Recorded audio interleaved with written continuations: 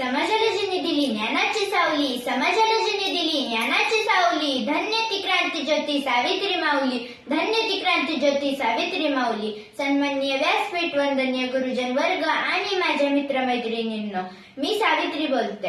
सर्वांना माझा नमस्कार. आज 3 जानेवारी सावित्रीबाई फुले यांची जयंती.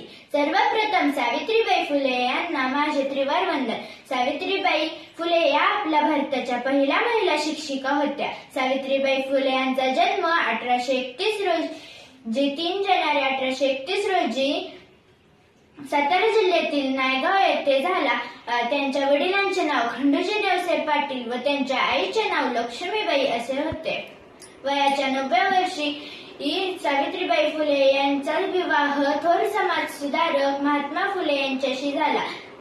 त्यानंतर सावित्रीबाई फुले यांना महात्मा ज्योतिबा फुले यांनी वाचायला, लिहायला, वाचायला शिकवले आणि स्त्री शिक्षणाचा पाया रचला.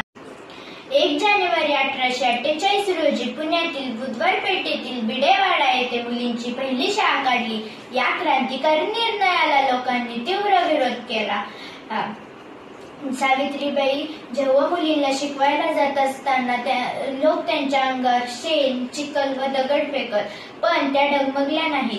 त्यांनी या सर्वाला तोंड देऊन मुलींना साक्षर व्हा, निर्भर व्हा असा संदेश दिला. अशा या महान कार्याला सावित्रीबाई फुले यांना माझे शतशः प्रणाम. जय हिंद, जय भारत.